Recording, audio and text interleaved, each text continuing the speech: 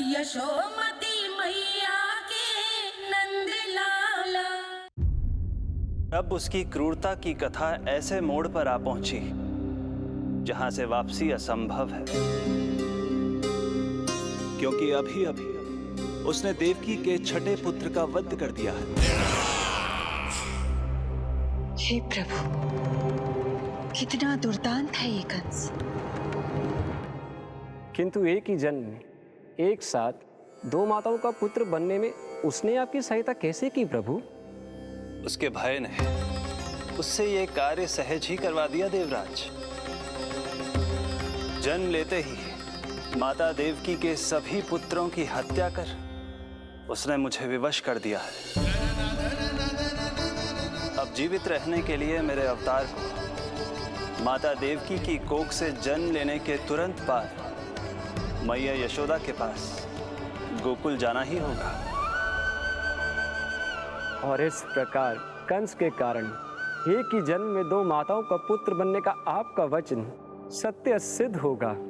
आपकी लीला अपरंपार है प्रभु। आप सब अब निश्चिंत होकर जाइए।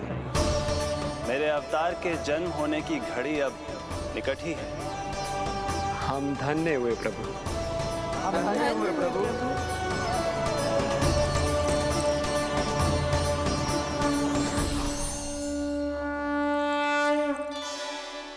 मुझे तो अभी से मैया यशोदा के साथ आपको खेलते हुए देखने की उत्सुकता हो रही है।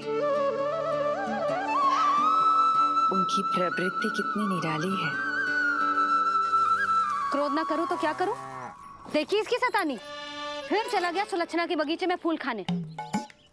और आपको तो पता है ना सुलक्षणा का, इतनी सी त्रुटि हो जाए पूरे गांव में बखान करने में कोई कमी ना रखती। और जे की अरे जब ग्वालिनों को पता चलेगा तो क्या कहेंगी? यही ना कि जसोदा अपने बच्चे को खाना ना देती, भूखा रखे है। सुनो जी, मैं तो कहती हूँ अब ब्याह करा देते इसका। अब वो ही ध्यान रखेगी इसका। केवल पत्नी सुधार सकती है तुझे। तुम इसके बारे में बात कर रही हो कि मेरे बारे में? नहीं, वैसे सारे गोकुल वाले यही कहते हैं कि हमारे घर पर तुम्हारा ही राज चलता है। हे नारायण, ये परिहास की बात है क्या? मैं इतना दबा के रखती हूँ क्या आपको? यशोदा, हास की बात थी। रामू के कारण मुंह से निकल गई। तुझसे तो मैं बात ही ना करूंगी। कर अपने मन की।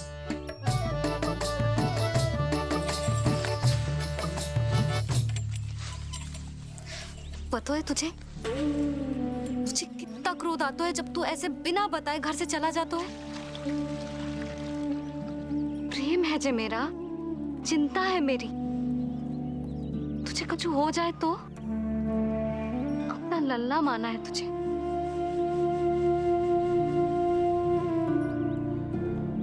मेरे भाग्य में तो मां बनना लिखो ही ना है।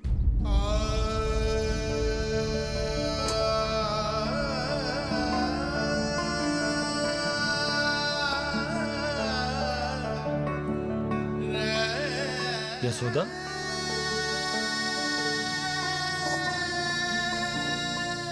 आपको पता है जब मैं छोटी थी इसके जैसी चंचल थी।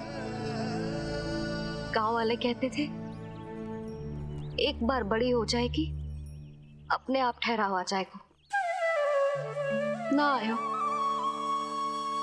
फिर बड़े बूढ़े कहने लगे चिंता की कछु बात ना है, एक बार शादी हो जाएगी सब ठीक हो जाएगा। ना हुआ। फिर सबन ने कही एक बार बालक हो जाने दो, गोद भर जाएगी अपने आप परिपक्व हो जाएगी। पर गोद तो भरी ना मेरी। बालक तो हुआ ही ना। उस पर जब जे भी भाग जाता है तो मुझे रह रह के यही स्मरण होता है कि कमी मुझ में ही है। मैं ही किसी बात का ध्यान न रख पाती। संभव है यही कारण से नारायण ने बालक ना दियो मुझे। यदि देते तो बहुत बुरी मैया बनती मैं। यशोदा, क्या होगा तुम्हें? कहाँ की बात कहाँ लेकर जा रही हो तुम?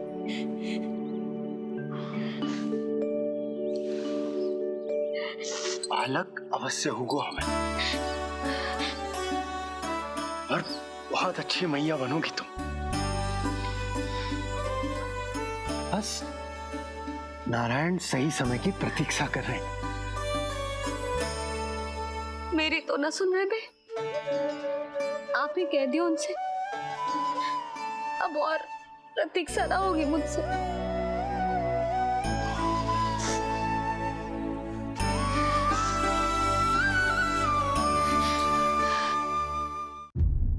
प्रतीक्षा तो अब मुझसे भी नहीं हो रही मैया। तो फिर मैया की इच्छा पूरी कीजिए प्रभु। जिस क्षण की प्रतीक्षा मुझे इतने वर्षों से थी, बस अब वो निकट है। किंतु प्रभु, आपको तो माता देवकी का 8वां पुत्र बनकर जन्म लेना है, तो फिर 7वां पुत्र?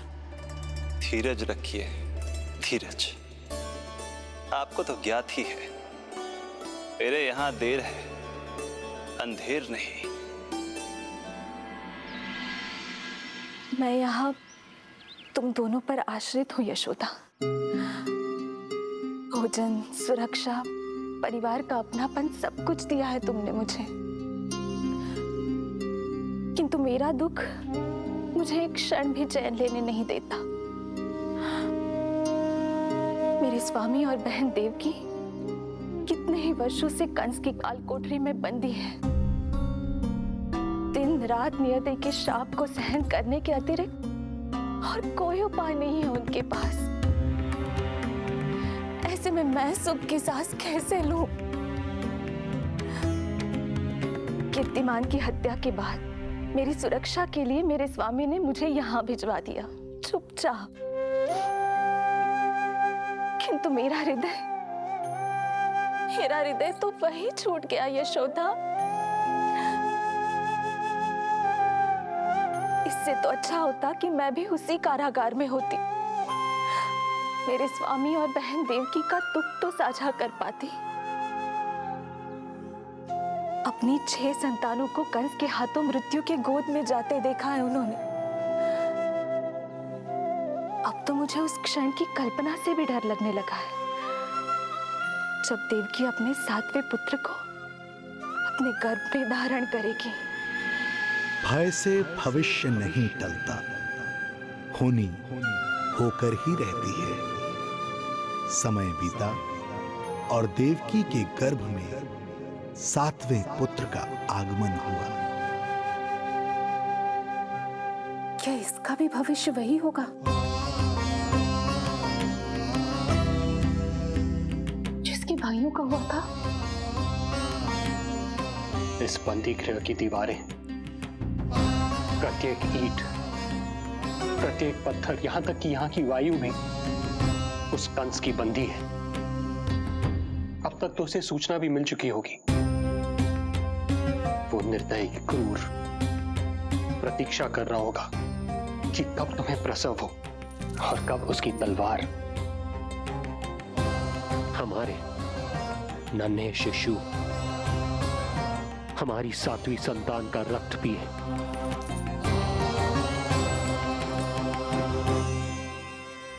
दुर्जन, तुम देवकी की कालकोठरी के बाहर स्वयं उपस्थित रहोगे, प्रत्येक पल 8 प्रहर। जैसे ही शिशु पहली श्वास ले, तुम मुझे सूचित करोगे। अवश्य महाराज, आज्ञा दें।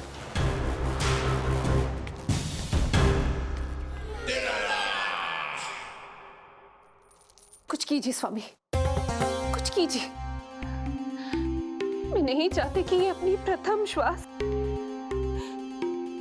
इस बंदी गृह में ले। देवकी, विवशता से मेरा कलेजा भी फटा जा रहा है, किंतु इस काल कोठरी में बंद मैं कर ही क्या सकता हूं? किंतु इस सृष्टि के पालनहार जगत की नियंता श्री हरि तो कर सकते हैं, तो फिर क्यों नहीं करते वो कुछ ऐसा कि कम से कम मेरी इस संतान का अंत उतना दुखद ना हो जैसा अन्य संतानों का हुआ था। क्यों नहीं करते वो कुछ हरि, क्यों नहीं करते? बताइए ना स्वामी, क्यों नहीं करते वो, क्यों नहीं करते? जो देवी भविष्य में मेरी मां बनने वाली है, उनकी करुणा भरी पुकार को मैं व्यर्थ कैसे जाने दे सकता हूं? कंस के राक्षस तत्व के अंत के लिए ऐसी माया की आवश्यकता है जो मेरी लीलाओं को क्रियान्वित भी कर दे और उसे भनक भी ना पड़े। ऐसी क्षमता और माया किसके पास है प्रभु?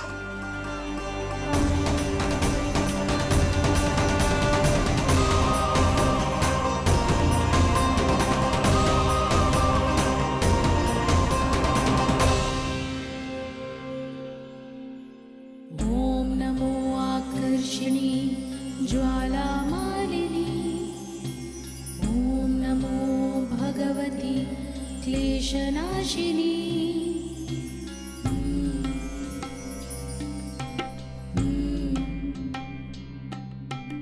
ओम नमो योगमाये सर्वमोहिनी, ओम नमो योगमाये सर्वर। आज्ञा दीजिए प्रभु।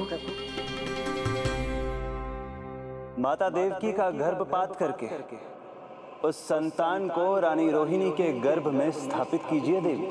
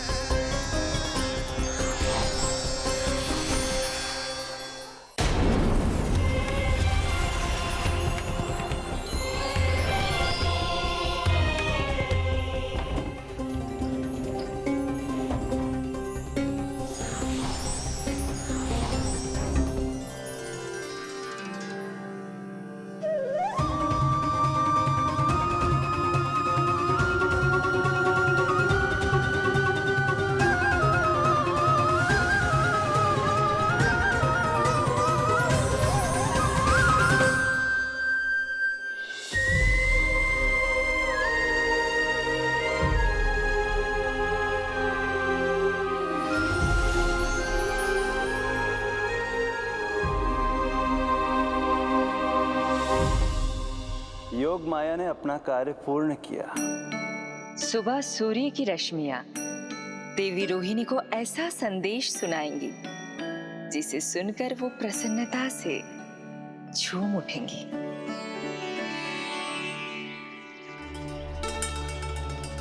यादव कुल के नए राजकुमार के आगमन पर बहुत बहुत शुभकामनाएं रानी।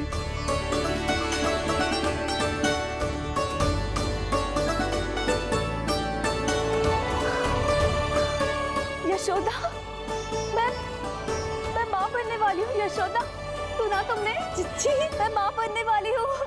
मैं माँ बनने वाली हूँ यशोदा। अरे संभाल के जीजी चिकार कर रही हो। बधाई हो जीजी, बधाई हो, बहुत बहुत बधाई हो।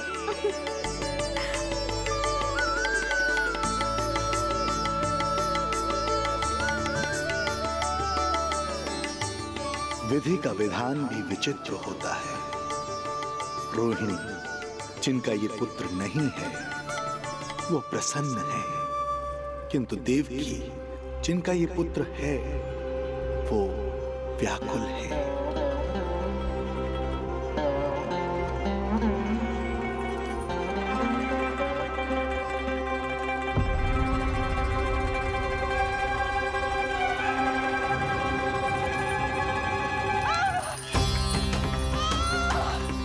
क्या हुआ देवी?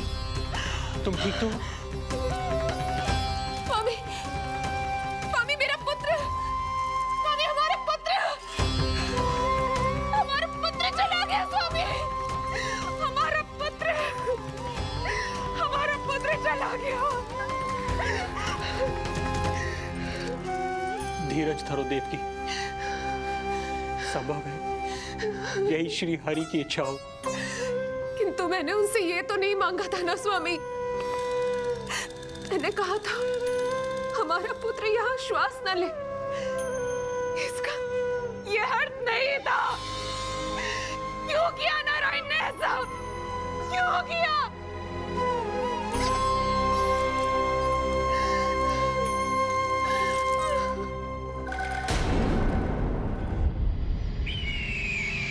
तो ये सत्य है महाराज, राजकुमारी देवकी का गर्भपात हो गया है।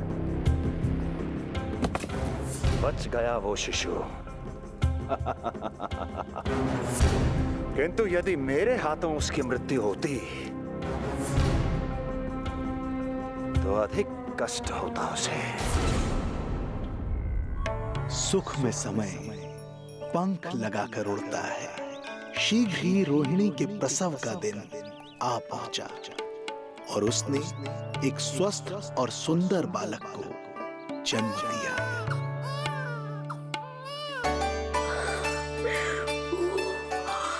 लो जिज्जी, संभालो अपने लल्ला को, जी भर के निहार लो इसे।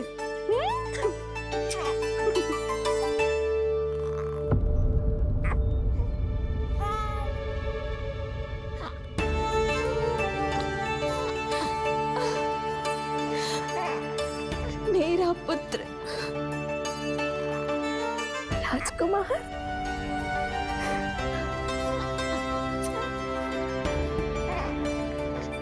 अच्छा जीजी, मैं तनिक इनको भी सूचना देकर आती हूँ। वसुदेव भैया तक भी तुझे शुभ समाचार पहुंचाना है। राजकुमार कौन है? हाँ, गोकुल का राजकुमार है। हाँ, गोकुल का राजकुमार है मेरा बच्चा। बल तो इतना है कि पूछो ही मत आप। एक बार उंगली पकड़ लेना तो उसके बाद छुड़ाना अत्यंत कठिन हो जाता है। और दृष्टि ऐसी कि एक बार में मन मोह ले। भगवान श्री राम की भांति सबको प्रसन्न रखतो है। बस तो फिर उसका नाम बल राम रखना। तो फिर उसका नाम बल राम रखना। देवकी, बधाई हो, तुम छोटी मां बन गई। भैया, आप दोनों कछु चिंता न करियो। बलराम का लालन पालन मेरा उत्तरदायित्व है। उसे कछु कमी ना होने दूंगा मैं।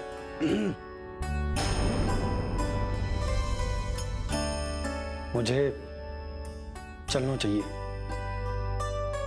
कितने वर्षों बाद तुम्हारे कारण शुभ समाचार मिला है हमें। श्री नारायण हमेशा तुम पर कृपा बनाए रखे।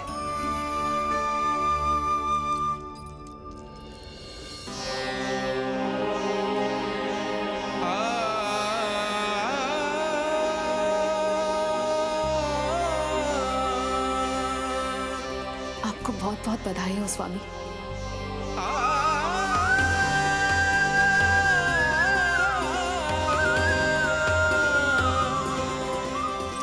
देवकी, क्या हुआ?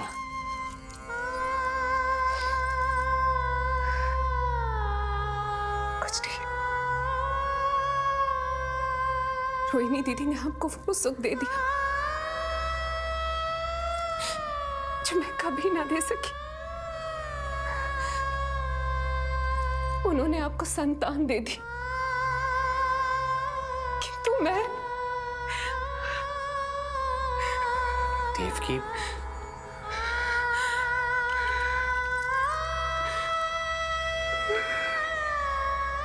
इस समय जो व्यथा माता देवकी की है, वही पीड़ा माता यशोदा की भी है। माता देवकी की ममता अपनी सभी संतानों को खोने की वेदना से त्रस्त है, तो माता यशोदा की ममता संतान ना होने के संताप में झुलस रही है। सत्य कहा देवी, मुझे आभास हो रहा है मैया यशोदा का हृदय मुझे अपनी गोद में खिलाने के लिए कितना व्याकुल है। सच्ची श्रीहरि, सच्ची मैं प्रसन्न हूं मैं कि आपके आशीर्वाद से रोहिणी जी को इतना प्यारा लल्ला हुआ है। पर मुझसे क्या त्रुटि हुई नारायण? मुझे क्यों न दियो आपने लल्ला? मुझसे क्या त्रुटि हुई नारायण? मुझे क्यों न दियो आपने लल्ला?